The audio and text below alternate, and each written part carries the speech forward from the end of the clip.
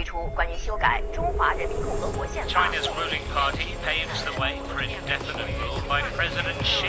这也意味着习近平将可以终身掌权。坚决拥护关于修改宪法。 This is further proof that this is Xi Jinping's China. There's absolutely no doubt about that.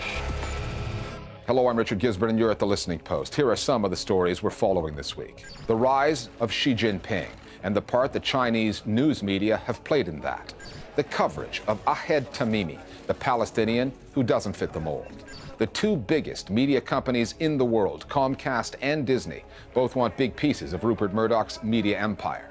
And celebrity journalism, the dark side, the Indian news media on the death of a Bollywood legend. The news release was nondescript, bordering on the routine, given the kind of news being delivered.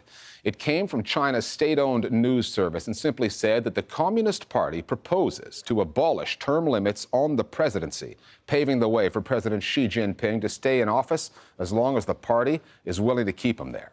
The reaction online was instant and critical, but those posts were quickly censored. None of the criticism made it into China's mainstream media. State-owned outlets, which make up the bulk of the news landscape in China, swung into propaganda mode, singing Xi's praises, stressing the importance of his leadership to the nation. Media have long been political tools in China, but 5 years into Xi's rule, the Fourth Estate has been melded much more thoroughly into the political machine. They are a central component in the cultivation of Xi's image and the backing of his policies, securing his and the party's hold on power. Our starting point this week is Beijing.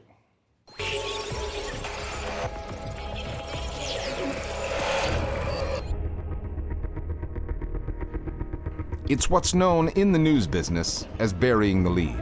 Beijing issues a list, proposed amendments to China's constitution, 21 of them. Tucked away at number 14, the end of term limits for the president, a momentous change that would allow Xi Jinping to remain at the helm of the planet's most populous country, a growing superpower. Social media was already blowing up as the first newscast on the state-owned CCTV went to air. 建议修改的内容有21处，全文如下。 The coverage of all those constitutional amendments was dense, painstakingly dull, with no real explanations given. It took them 18 minutes to get to the real story. Amendment number 14, which also got the surface treatment. 中华人民共和国主席、副主席每届任期同全国人民代表大会每届任期相同。 Thereafter, the state-controlled news media in China had a sales job on their hands. We saw on Monday, the day after the announcement of the proposal, that People's Daily published a long piece basically saying, that Chinese people really welcome the abolishment of the term limits. And it quoted a whole bunch of ordinary Chinese people basically praising it and saying this was a great decision. And it seemed like almost, an answer to all of the criticism. Official media, like the People's Daily, have gone bankrupt in terms of trust. People will not pay attention to what they say anymore. That is not to say that the party paper has absolutely no influence over the people. The influence is limited, and they have no choice but to follow the script. What criticism there was of the announcement was confined to social media. Almost 750 million Chinese are online. Platforms such as Twitter and Facebook are banned, but the country's micro-blogging equivalent, Sina Weibo, has more users, 340 million, the vast majority of them in China, than Twitter does around the world. Weibo has long been a principal platform for political dissent, with users often hiding behind fake names. Since last year, Beijing has made it mandatory for Weibo users to register with their real names.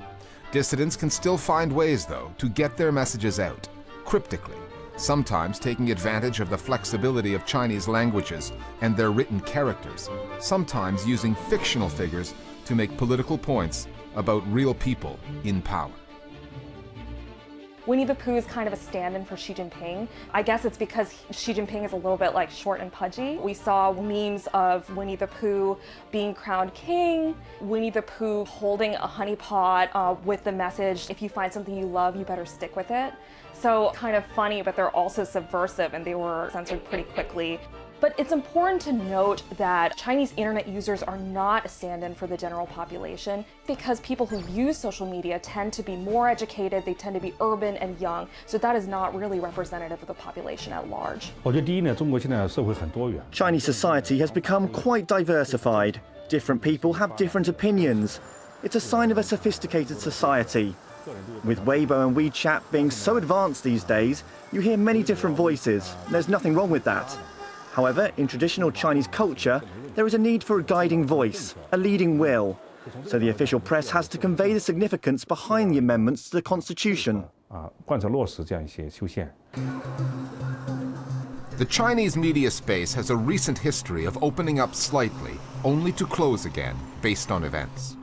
Prior to the Tiananmen Square protests of 1989, journalists had enjoyed a period of relative freedom, which ended in the aftermath of the crackdown.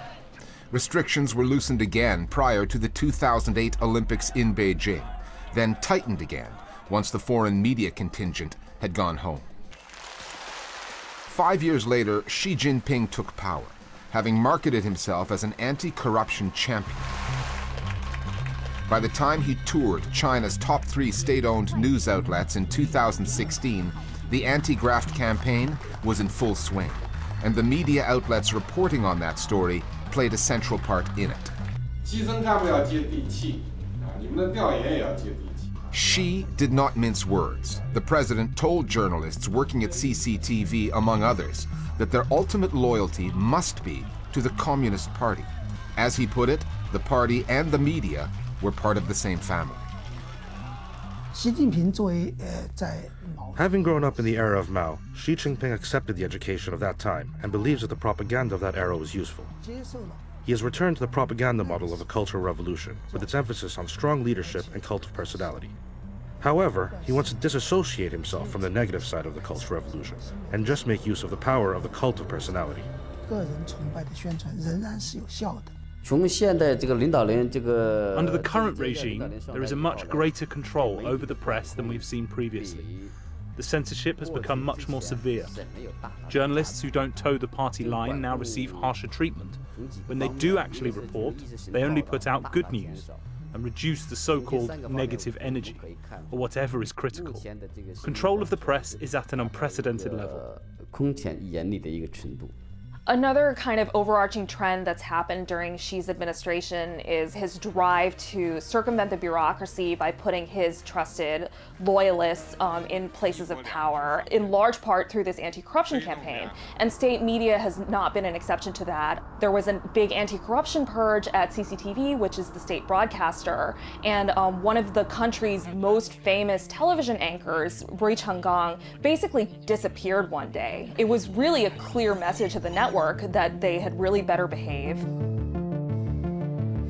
In most countries where governments take an authoritarian approach to the media, there are clear red lines established, that which cannot be said about a ruler or a policy. China takes that approach a step further, recommending terminology for the media to use. In November of last year, the Communist Party issued so-called guidance to the news media, advising them to focus on the fact that General Secretary Xi Jinping is a leader with the support of the whole party, is beloved and esteemed by the people, and is fully worthy and deserving. That is the message they are trying to send to the people. Does it have any impact? For Chinese nationalists or people who are not as clued into the news, they will see it positively, that the leader and the people are united. But I don't think it has an effect on people who are more politically aware. In my opinion, the most important thing is not how the government commands the media, how it plans its messaging, but rather if there is some room for the media to express different opinions. Do they have any freedom of speech? Is it possible that the party can control even more media? If so, then with this kind of propaganda, no matter how unsophisticated it is easy to brainwash the crowd.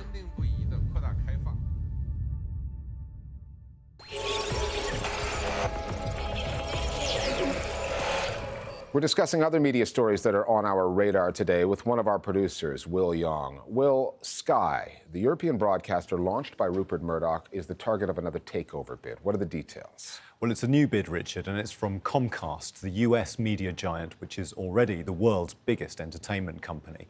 Comcast announced this past week that it's prepared to pay just over $30 billion for a controlling interest in Sky plc, which is Europe's biggest pay TV broadcaster. So where would that leave the Murdochs?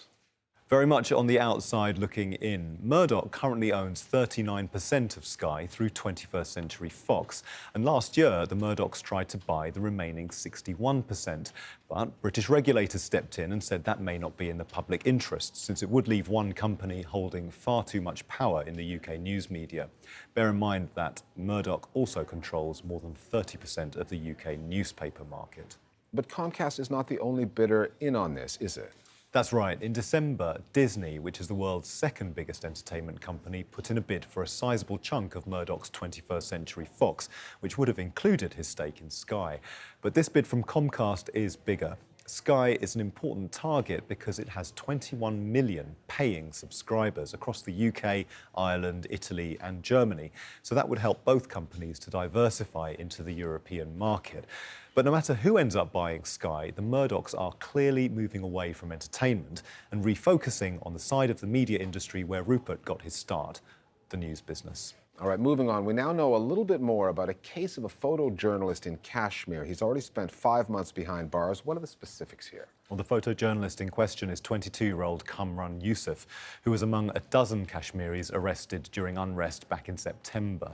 Now, this past week, we've learned that he's accused by the National Investigative Agency, which is India's counter-terrorism force, of supporting, quote, anti-national activities. And they say he's not a real journalist. They're arguing that a real journalist would have performed a reporter's moral duty, which is to cover both the good and the bad. And good news stories, they say, would be things like hospital openings, school openings, or social programs undertaken by the Indian Army. So what is this? The Indian authorities defining the kind of journalism that they approve of, sort of like an official editorial policy being delivered from on high? In a way, yes, and it's quite unprecedented. They're also arguing that Yusuf isn't even a professional journalist because he's never received any formal training. But that's true of the majority of photographers currently working in Kashmir. Now, Amnesty International, who are following Yusuf's case, say he could face life imprisonment if convicted. And this fits in with a pattern of intensifying pressure on journalists in Kashmir ever since Prime Minister Narendra Modi introduced his more hardline policy in the region. OK, thanks, Will. Palestinians in the occupied territories are among the most watched people on the planet. They're under the constant gaze of Israeli soldiers. But in the Israeli media, Palestinians are not as visible as you might think. And when they are covered, they're often framed as problems, for the most part, security problems. The relative absence of Palestinians in Israel's media does have an effect on audiences, to the extent that many Israelis refuse to believe that an occupation that has lasted more than half a century now even exists. But the story of a young Palestinian girl and her confrontation with an Israeli soldier that landed her in prison has got people talking. Part of what makes Ahed Tamimi's story different comes down to appearances. She does not fit the Israeli stereotype of what Palestinians look like. The coverage of that one incident, one event, is a case study of a narrative in dispute. And this past week, Tamimi's cousin and his story were also being argued across the media there. The Listening Post's Tarek Nafa now on the case, the coverage, and the incarceration of Ahed Tamimi.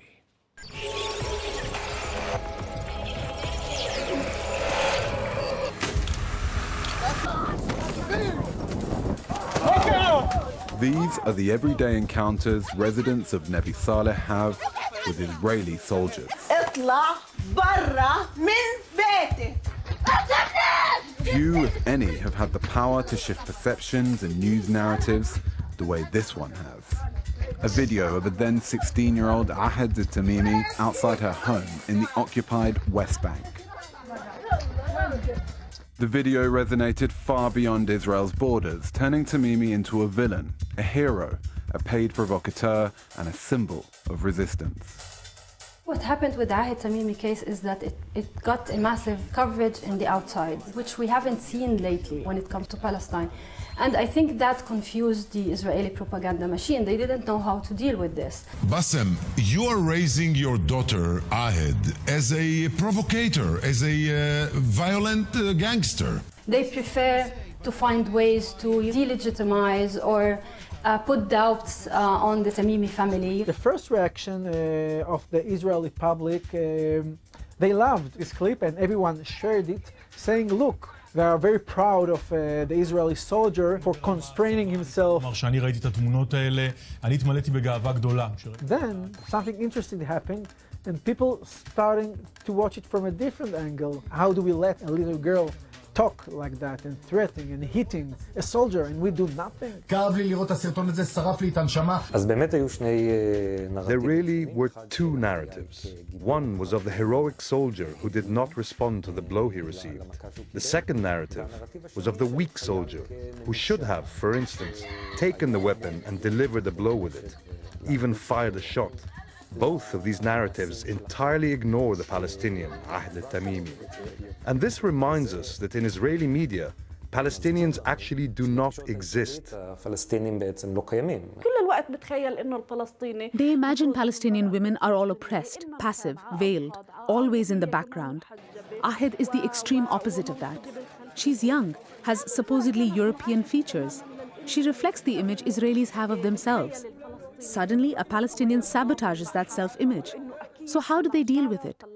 They say, look at her hair, look at her eyes. She can't be Palestinian. She's just acting Palestinian, and all of this is just theater. ילדים בעלי חזות מאוד מערבית, ילדים מנומשים עם שיער בלונדיני בלבוש אמריקאי, אפילו עם הכובע בייסבול הפוך. The Israeli media reaction to Tamimi cannot be understood without examining the case of Elor Azaria. Azaria is an army medic who in 2016 was filmed executing a Palestinian man who had just tried to stab a soldier. He was put on trial, which outraged many Israelis. Some in the media argued it would limit the ability of soldiers to act decisively in the future. Now, having seen that slap go unchallenged, they say it should not go unpunished. One Israeli journalist, Ben Kaspet, wrote that a price would be best extracted from Tamimi on another occasion, in the dark, without witnesses and cameras. We're not talking here about an unknown journalist. We're talking about one of the most influential and important journalists in Israeli society, who wrote an article full of insinuations that are really horrifying. Everyone can imagine what he's referring to when he writes about a lesson in the dark with no cameras. The presence of cameras helps fuel a media war. Both sides understand that sometimes the right image at the right time can be a powerful weapon. This was not Ahed Tamimi's first viral encounter with an Israeli soldier. Images like this one turned her into a national icon aged 11. At 14, a video of her trying to pull her brother from the grips of a soldier received international attention. Which is why so many people in Israel refuse to believe the latest video was anything more than a provocation, a trap designed to elicit a violent response that could be used to discredit Israel abroad.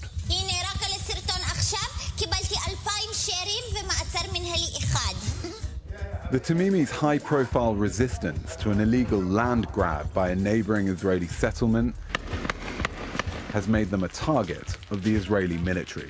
Ahed's cousin Mohammed was shot in the head minutes before the now infamous slap, but the army has cast doubt on the story, calling it fake news, saying the injury that led to a third of his skull being removed was caused not by a bullet, but a bike crash. And the Tamimi's home has been raided dozens of times, often in the dead of night. I want now all the people in this room right now. For us, since the beginning of our protest, we decided to use media as another way of, or another tool of nonviolent resistance. Media is a very important tool, and we could see this clearly with the attack we are facing now. The support worldwide, the journalists who try to cover our stories from all over the world. The sound you hear is volleys of tear gas and rubber-coated metal bullets being fired by Israeli soldiers, a routine occurrence in Nebi Saleh. they get crazy. Having the tools to record and having new media enables you to challenge the Israeli authorities' narrative. We can instantly document and stream the moment live. This has changed the conflict equation to some degree. Tamimi's case can be seen within the frame of the rise of new media. If there were no cameras, the issue would have been handled in a completely different way. Not just this case, but plenty of cases.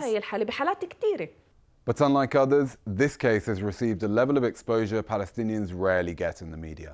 The Listening Post tried repeatedly to speak with Israel's two largest TV stations about their coverage, but they refused to speak to us on the record. Off the record, some of those we spoke to defended their coverage of Palestinians and rejected the notion that they're telling Israeli audiences exactly what they want to hear. Conflict doesn't sell. If you watch commercial channels and websites and a newspaper, you hardly read about the conflict because we can live without knowing about the suffering of the Palestinians. It's not hurting us. Even in Tamimi's case, they decided now to close the doors and do the trial without the Israeli media because nobody wants to hear. On TV news broadcasts, you can track ratings minute by minute. And when a feature about Arabs does not present them in an entirely negative way, and actually even if it does present them in an entirely negative way, the ratings go down. All the commercial media outlets know that not only will you lose audience interest, you'll later receive complaints asking why are you even dealing with them. They're our enemies. We're not supposed to know anything about them. Finding balance on this story is particularly difficult given the media's comfortable relationship with the military. Almost every Israeli serves in the army. Some of the country's top editors and reporters even learnt their craft in the army radio station. That intimacy is best illustrated by Israel's military correspondents. This is Channel 10's Or Heller. צה"ל אומר חד משמעי, זרקו שם אבנים והם הגיעו לבית של משפחת תמימי כדי לדאוג שלא יזרקו ממנו אבנים. אז זה לא בדיוק מה שהיה. מה שצה"ל אומר. לא, אז אני הייתי שם. What really stood out in the segment broadcast by Channel 10 is the way the military reporter, Or Heller, speaks for the IDF spokesperson, as he does every day actually. You can criticize the political system, but you cannot criticize the army. The media is serving the army. These military correspondents are the mouthpiece of the military in the Israeli media. When it comes to the occupation of Palestinians, they reproduce the propaganda of the Israeli military and they don't challenge it. An establishment media that mostly protects the image of the army. Audiences that have little time for nuanced representations of Palestinians and journalists who are happy to keep it that way. And a hero, a villain for the internet age, being tried behind closed doors in a military court with a near 100% conviction rate. This is how you render a 50-year occupation invisible. Finally, like it or not, we live in a celebrity-driven culture. And when a famous person passes away in mysterious circumstances, like Bollywood film star Sridevi, who was found dead recently in her hotel room bathtub in Dubai, that story is considered news. For journalists, there's a fine line not to be crossed between answering the questions of the curious and respecting the memory of the deceased.